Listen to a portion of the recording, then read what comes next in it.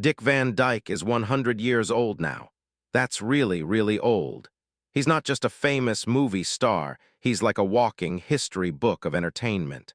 But living for 100 years means something sad. You have to say goodbye to a lot of people you love.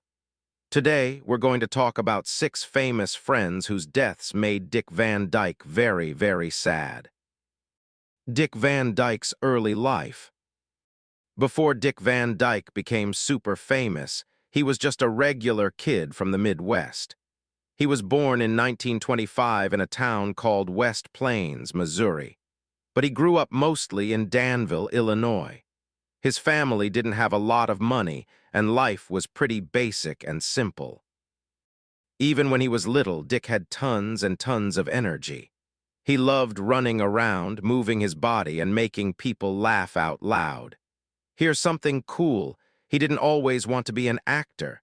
When he was in high school, he actually thought about becoming a church minister. He was really involved in his church and enjoyed talking to people about important things. But then he joined the drama club at school, and boom, he discovered he was really, really good at being on stage. It was like he was born to perform.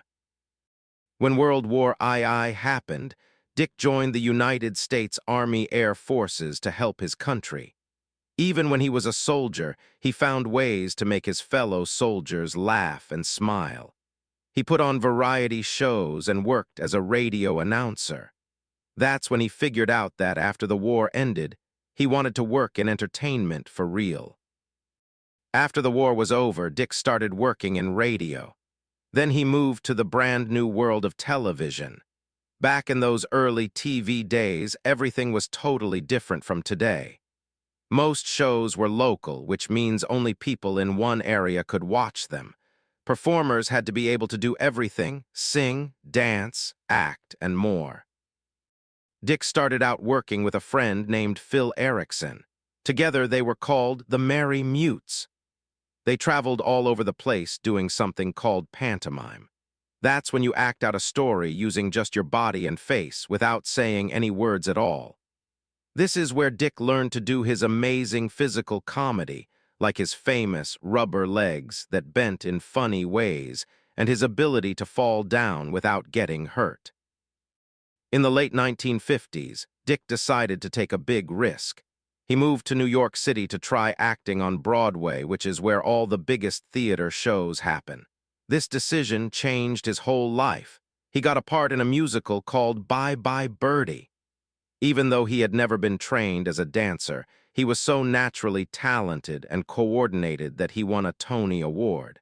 That's like an Oscar, but for theater. People in Hollywood started paying attention to him.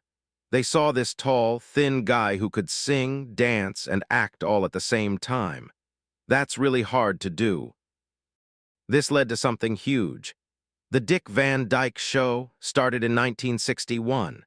This show made Dick a superstar. Everyone in America knew who he was. Families all across the country would gather around their TV sets together to watch him play Rob Petrie, a funny TV writer who was always tripping over an ottoman, that's a footstool, in his living room. It became one of the most famous scenes ever. Once the Dick Van Dyke Show became a massive hit, Dick started making movies too. He starred in films that people still love today. They're considered some of the greatest movies ever made.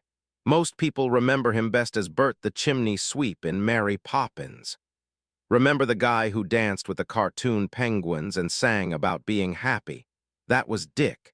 He also starred in Chitty Chitty Bang Bang, which was about a magical car that could fly. These roles made him a hero to kids all around the world. Every character he played felt like a friend, and his big, warm smile became one of the most famous smiles in all of Hollywood. As Dick got older, he didn't slow down one bit. In the 1990s, he started a whole new chapter in his career with a TV show called Diagnosis: Murder. In this show, he played a doctor who solved mysteries and caught criminals. It was really different from his earlier funny roles, but people loved it anyway. The show lasted for 8 years, which proved that Dick could stay popular with different groups of people, both old fans and brand new young fans. He even kept appearing in movies when he was super old. He was in Night at the Museum and even came back for a special dance in the new Mary Poppins Returns when he was in his 90s. Can you imagine dancing when you're that old? Now that you know how Dick became such a big star, let's talk about the first person on our list, someone who was super important to his journey. Mary Tyler Moore. When the people making the Dick Van Dyke Show were trying to find someone to play Rob Petrie's wife, they had a really big problem. They had already looked at 60 different actresses. That's a lot. Dick Van Dyke was already chosen for the main role, but they needed to find a woman who could be funny, beautiful, and keep up with Dick's fast, energetic physical comedy. Sheldon Leonard, who was the boss of the show, was starting to get really worried. What if they never found the right person? Then a 23-year-old woman named Mary Tyler Moore walked into the audition room. At that time, most people knew her from TV commercials, where she played a happy dancing elf for a company called Hot Point. When she started reading the lines from the script, everyone noticed something special about her voice. She had this little gulp or catch in her voice that made her sound a bit nervous, but also really charming and sweet. Sheldon Leonard was so excited that he actually grabbed her head with his hands and said, "I found her." Dick Van Dyke liked her right away, too.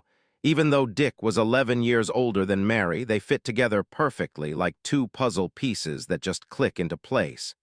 Dick noticed something important. Mary didn't just stand there looking pretty. She understood how jokes worked and when to say the funny parts. She was just as good at comedy as he was. Mary got the job, and she and Dick started a partnership that would change TV history forever. As they filmed the show together, the characters of Rob and Laura Petrie became super famous and iconic. People all across America thought they were a real married couple because their chemistry looked so natural on screen. But this wasn't just good acting. Dick and Mary became really close friends in real life. They spent almost every single day together for years and years. One big reason they got along so well was that they both had backgrounds in dance. They both loved to move and groove. They didn't even need to talk much to understand a dance routine or a physical comedy bit. They could just look at each other and know exactly when to trip, when to jump, or when to slide across the floor. This shared language made their comedy look super easy and effortless, even though it was actually really hard. They weren't just two actors reading words from a script.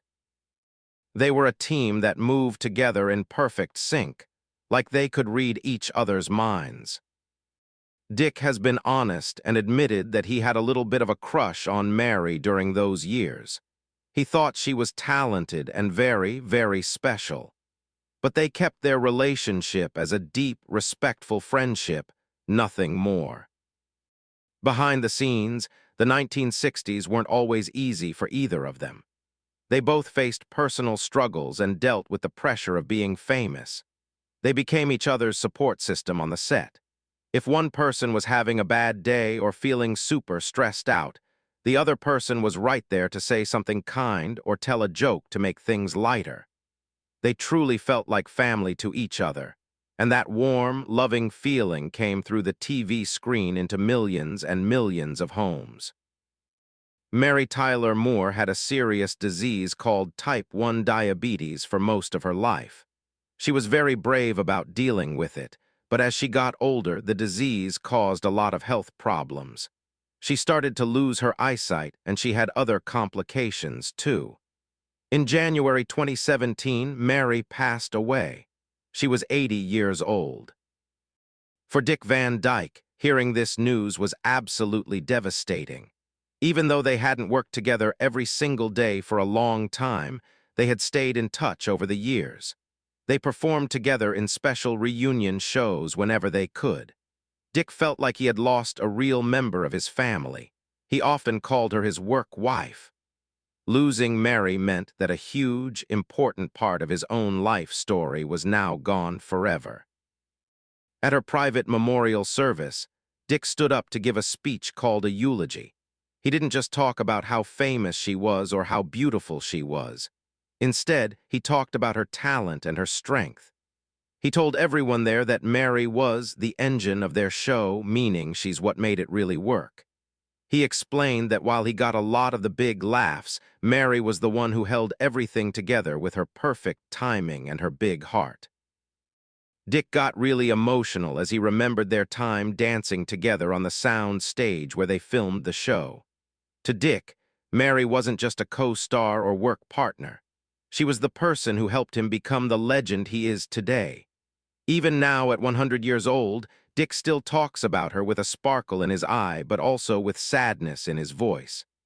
This proves that their bond was something really special, something that time could never, ever erase. Next, let's talk about the man who actually created the show and became Dick's closest brother in comedy. Carl Reiner. In 1960, a man named Carl Reiner had written a script for a TV show called Head of the Family. He had actually written the main role for himself. He wanted to be the star. But when they filmed the pilot episode, that's the first test episode with Carl playing the lead, it didn't work quite right. The producers and network people liked Carl's writing a lot, but they felt they needed a different type of actor for the main character. The show needed something Carl couldn't quite give it. This is when Carl met Dick Van Dyke. Carl was already a very successful writer and actor, but he was also really humble. That means he wasn't full of himself. Instead of getting upset or angry that he wasn't going to be the star, Carl looked at Dick and realized that Dick had a very special kind of energy that was perfect for the role. Carl made a big decision. He would step back and become the creator and writer of the show while letting Dick take the spotlight and be the star. This was a huge, important moment because it showed that Carl cared more about making a great show than about being the center of attention himself. He became like the architect of Dick's success, building the whole world of the Dick Van Dyke Show, specifically around Dick's special talents. Once they started working together, a friendship formed that lasted for 60 years. 60 years, that's longer than most people's entire lives. Their friendship was really interesting because they came from different comedy backgrounds. Carl was a master of Jewish-style comedy, which uses a lot of quick wit and clever word play. Dick was a master of slapstick comedy, which is the kind where you do funny physical movements and silly falls. Together, they created a style that combined both types, and everyone absolutely loved it. As the decades went by, they stayed best friends. They even lived near each other in Beverly Hills, and they developed a really consistent routine that became known as the Game Night Years. Almost every single night, and I mean almost every night, Dick would go over to Carl's house. They would eat dinner together, then sit in the living room watching movies or TV shows. They spent hours and hours talking about comedy, their families, and what was happening in the world. Carl often said that Dick was his muse. That's a fancy word that means when Carl sat down to write something funny, he would think about Dick's face and imagine how Dick would say the lines. Dick inspired Carl to be his most creative self. They weren't just work colleagues or buddies. They were like brothers who chose to spend nearly every single evening together for over half a century. Can you imagine hanging out with the same friend almost every night for 50-plus years? In June 2020, Carl Reiner passed away. He was 98 years old, almost as old as Dick is now. Toward the very end of Carl's life, Dick was still visiting him at his home. Even when Carl was very old and getting weaker and sicker, they still enjoyed those quiet moments together in the same house where they had shared thousands and thousands of meals over the years. Losing Carl was a massive, crushing blow to Dick. When you have a best friend for 60 years, that person becomes a part of who you are. They're like a piece of your soul. After Carl died, Dick made a public statement that touched many, many people's hearts. He said that the world felt much quieter without Carl's laughter in it. He didn't just mean that a person had died. He meant that a specific kind of joy and happiness had left the world. Dick felt that silence in his own life, too. The nightly dinners, the movie marathons, the endless conversations, all of it was over, just like that. For Dick, Carl wasn't just a boss or a writer or a co-worker. Carl was the person who understood him better than almost anyone else on Earth. Even now, Dick looks back on those 60 years as the most important partnership of his entire life. Up next, we're going to talk about how Dick's bond with Carl extended to the next generation of the Reiner family. Rob and Michelle Reiner. Dick Van Dyke's relationship with Rob Reiner started way before Rob became a famous director. Because Dick and Carl Reiner were working together every single day on The Dick Van Dyke Show, their families naturally became mixed together and intertwined. Rob was just a young boy, a little kid, when the show first started. He spent a lot of time running around the television studio, playing and exploring while his dad worked. Dick got to watch Rob grow up from a child to a teenager to a young man. Because Dick and Carl were like brothers, Dick naturally stepped into a role that felt like being a second father to Rob. Dick wasn't just his dad's friend who came over sometimes. He was a constant, steady presence in Rob's life. They shared countless holidays together, birthday parties, and casual weekends. For Rob, seeing Dick was as normal and regular as seeing any other family member. It was just part of life. Dick took great pride in watching Rob's early interests in acting and storytelling start to develop. Rob got to see it all happen right there on the very sound stage where they filmed the classic sitcom. As the years passed, the relationship between Dick and Rob changed in a really beautiful way. Rob Reiner eventually became a massive star in his own right. First, he became famous as an actor on a show called All in the Family. Later, he became a world-famous director, making hit movies that everyone loved. Rob was no longer just Carl's kid hanging around the set. He became a peer to Dick, meaning they were equals. They were now two successful men working in the same industry, and they could talk to each other about the challenges of directing movies and the art of making people laugh. This friendship got even bigger to include the people Rob brought into his life. Rob's first wife was Penny Marshall, who was also a very famous actress and director. You might have heard of her. In the inner circle of the Reiner family, everyone just called her Penny. Within this close group, all the bonds were deep and personal. Dick was a regular fixture in their household. He was always around.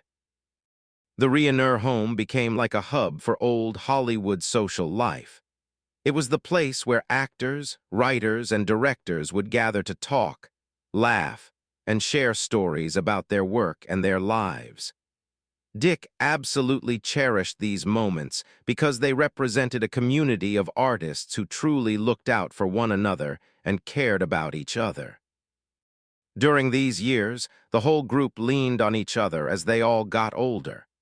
Growing old isn't easy, and they helped each other through difficult times. This was especially true as the older generation, people who had started working in the entertainment industry way back in the 1940s and 1950s, began to pass away one by one. When Carl Reiner passed away in 2020, Dick and Rob leaned on each other for support and comfort. They were the two people who had loved Carl the most in the whole world, and sharing that grief and sadness brought them even closer together. Then the year 2025 brought a shock that absolutely no one saw coming. Nobody expected it at all. The news of the sudden and mysterious deaths of Rob and his wife Michelle hit the world really hard, but it hit Dick Van Dyke the hardest of all. At nearly 100 years old, Dick had already said goodbye to his wife, his best friend Carl, and his co-star Mary Tyler Moore. But to lose Rob, the little boy he had watched grow up, the man who had become his equal and friend, felt like losing a son. It was unbearable. Because the circumstances of their deaths were so unexpected and sudden, the grief was extra heavy and complicated. It wasn't just sad, it was confusing and shocking too. For Dick, these deaths were more than just a personal tragedy. They meant something even bigger. They signaled the final closing of a door to his past. The old Hollywood social circle that Dick had lived in for over 60 years was built on these specific relationships with these specific people. With Rob and Michelle gone, the weekly gatherings at the Reiner house, the phone calls about new scripts and projects, and the shared memories of the early days of television all seemed to disappear and vanish. It was like that whole world just ended. Now we're going to talk about the man who gave Dick his biggest movie break and became a lifelong mentor to him. Walt Disney. By the early 1960s, Dick Van Dyke was becoming a household name because of his popular television show. Everyone was watching him. One of the people watching him at home on TV was Walt Disney himself. Walt was looking for someone special to play the role of Bert the Chimney Sweep in his big new movie, Mary Poppins. He really liked Dick's energy and his ability to do physical comedy without looking like he was trying too hard. It all looked so natural and easy. Walt Disney personally reached out to recruit Dick for the part. He wanted Dick specifically. When they met to talk about the movie, Dick had a special request, something he really wanted. He had read the script and noticed the character of Mr. Dawes Sr., the very old and grumpy banker in the movie. Dick really wanted to play that part too, even though he was young and athletic at the time. You'd think he'd just want to play the young, fun chimney sweep, right? But no. Dick actually had to beg Walt to let him play the old banker character too. Walt wasn't sure about this idea at first, but Dick really wanted it badly, so he offered to do the role for free without getting paid at all. He even did a screen test wearing heavy old person makeup to show Walt that he could act like an old man, even though he was young. Walt was so impressed by Dick's passion and the funny old man walk he created that he finally said yes. This meeting started a professional relationship that would change Dick's life forever and ever. Walt Disney became way more than just a boss to Dick. During the filming of Mary Poppins, Walt took Dick under his wing like a mentor. A mentor is like a teacher or guide who helps you learn. Dick was moving from the world of television, where things are filmed really quickly, to the world of big-budget movies, which take a very long time to make and require a different kind of acting. Walt guided him through this big transition, teaching him how to handle the pressure of being on a major film set with hundreds of people working together. The two men got along so well because they shared a very similar outlook on life. They both believed in staying young at heart and keeping your sense of wonder alive. Walt loved innovation and new technology. He was always thinking about the future. Dick was always fascinated by how things worked and loved learning new stuff. They were kind of similar in that way. They spent a lot of time together on the Disney studio lot in Burbank, California. Dick would often see Walt walking around the studio, checking on different projects, and talking to the artists and animators. Walt would pull Dick aside to give him personal advice about his career and where it was going. He told Dick to always choose projects that made people feel good inside and to never lose his sense of wonder and magic. Because Walt was so successful and wise, Dick listened carefully to every single word he said. He felt like he was getting a master class, like going to the best school in the world, learning about entertainment from the greatest visionary and creative genius in the entire world. In 1966, Dick's film career was at an all-time high. It couldn't get better. Mary Poppins had been a massive, huge success, and Dick was one of the most popular actors in all of Hollywood. Everyone loved him. Then the news broke that Walt Disney had passed away quite suddenly. It happened so fast. Walt had been diagnosed with lung cancer, and he died only a few weeks later. The whole world was in shock and disbelief, but for Dick, it felt like a personal earthquake, like his whole world was shaking. The Disney studio felt completely different without Walt walking the halls and checking on things. Dick felt that the entire entertainment industry had lost its North Star, like losing the guiding star that shows you which direction to go. He often thought back to the advice Walt had given him during those long days on the movie set. Even many years later, whenever Dick visited Disneyland or worked on a Disney project, he felt the ghost of his mentor, Walt's presence and spirit.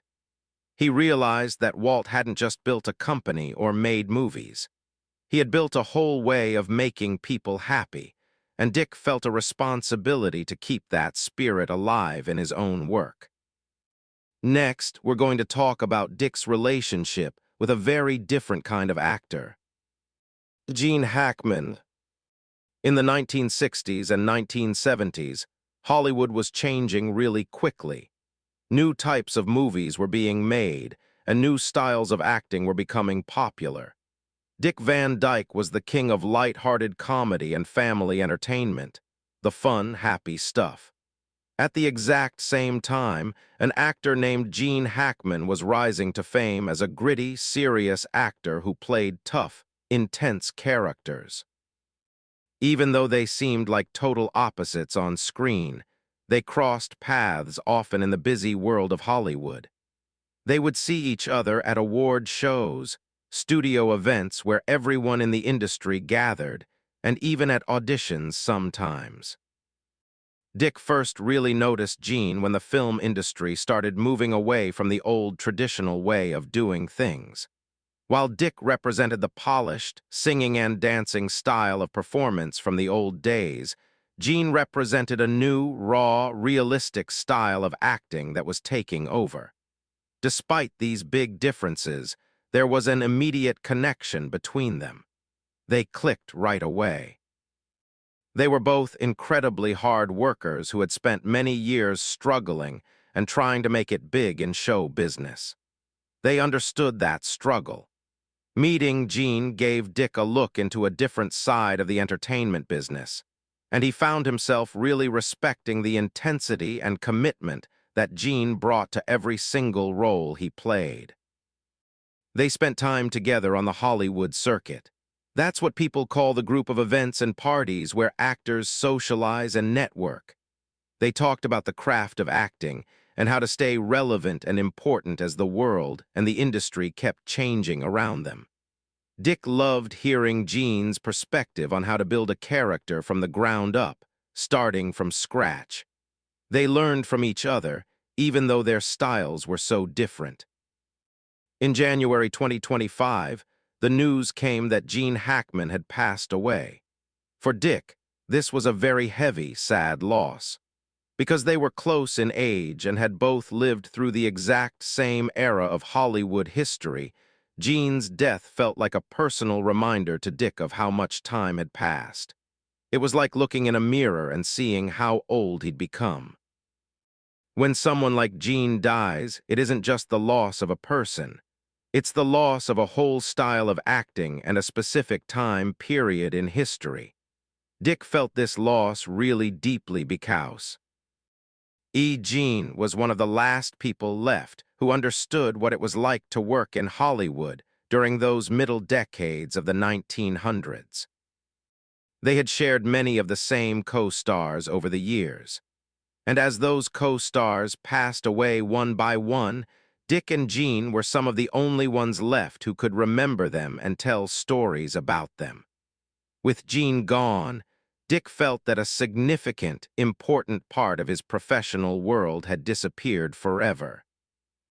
Dick spoke publicly about how much he would miss Gene's strength and his honesty. For Dick, the passing of such a strong peer, someone at his same level, made the world of movies feel a little bit emptier and lonelier. Now we're going to talk about the last person on our list, Ed Asner. Dick Van Dyke and Ed Asner first crossed paths in a significant way through their shared connection to Mary Tyler Moore. While Dick was the star of the original show in the 1960s, Ed Asner became famous in the 1970s playing Lou Grant, the grumpy but lovable news station boss on The Mary Tyler Moore Show. Because these two shows were the biggest hits for the same production company, the actors often saw each other around the studio lot. Their professional relationship grew stronger when they worked together on guest appearances and special television events. A major moment for them was something called the Mary Tyler Moore Hour in 1979. This was a variety show where the old cast members from Dick's show and the new cast members from Mary's show would perform together. Dick and Ed discovered that they had a natural rhythm together. Even though they played very different types of characters on their shows, they understood how to support each other in a scene. They just clicked. Dick was really impressed by Ed's ability to be funny while staying very serious at the same time. That's actually super hard to do, and Ed respected Dick's legendary status in the world of television. Dick was already a huge icon by then. The friendship between Dick and Ed was often described as an odd couple dynamic. That means they seemed like opposites, but they worked really well together. In real life, Ed Asner was known for being a bit gruff and rough around the edges. He was very loud about his political beliefs and was never afraid to speak his mind or start a protest for a cause he believed in strongly. He was an activist. Dick Van Dyke, on the other hand, was famous for his sunny, optimistic, and light-hearted persona. He was always smiling and positive. On the surface, it seemed like they would clash and not get along, but they actually became very close friends like soulmates.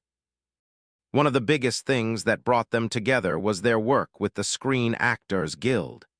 This is the union, like a club, that protects actors and makes sure they're treated fairly by studios and producers. Both Dick and Ed served in leadership roles in this organization, and they cared deeply about the well-being and rights of their fellow performers. This was really important to both of them. They would spend hours and hours discussing the craft of being a character actor. They believed that being an actor wasn't just about being a famous star with your name in lights. It was about the hard work of building a believable, realistic person on screen that audiences could connect with.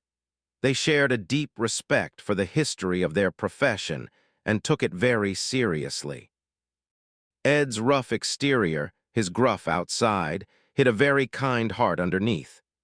Dick was one of the few people who could always make the tough Ed Asner break into a genuine, real smile. That's special.